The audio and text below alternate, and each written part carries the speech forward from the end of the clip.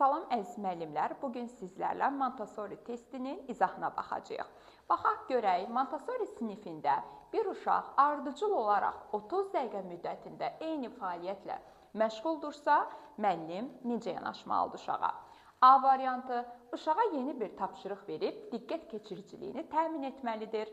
B variantı, uşağın fəaliyyətini dayandırıb ona başqa uşaqlarla oynamağı tövsiyə etməlidir.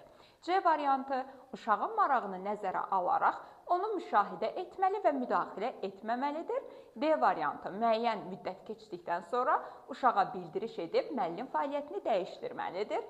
Və Y variantı, uşağı sinifin digər hissəsindəki güşələrə yönəldib yeni fəaliyyətlərə cəlb etməlidir. Əziz müəllimlər, A variantında diqqət keçiriciliyini gördükdə, ümumiyyətlə, bəli, stol-üstü oyunlar, didaktik oyunlar Montessori yanaşmasına görə diqqət fokuslanma və uşaqlarda böyük bir əl-göz koordinasiyasında dəyişiklik yaradırdı. Lakin diqqət keçiriciliyi 30 dəqiqə müddətində eyni olan fəaliyyət üçün heç də uyğun cavab deyil. Çünki Montessoriyə görə uzun müddətli diqqət əsas şərt idi.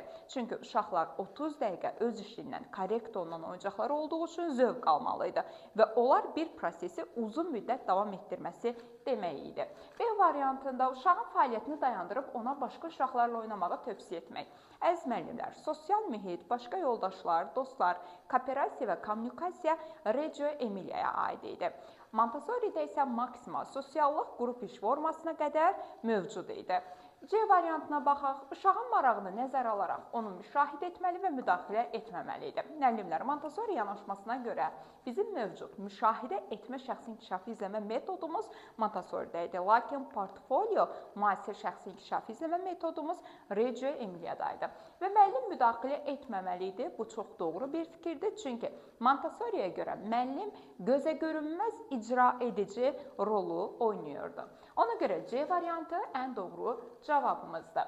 D-yə baxaq. Müəyyən müddət keçəndən sonra uşağa bildiriş edib fəaliyyətini dəyişdirmək. Əziz müəllimlər, uşağın fəaliyyəti o zaman dəyişirdi ki, Valdorf yanaşmasına görə uşaq bir fəaliyyəti yerinə yetirə bilməyəndə müəllim ona başqa fəaliyyətlərini dəyişdirərək təkliflər sürürdü.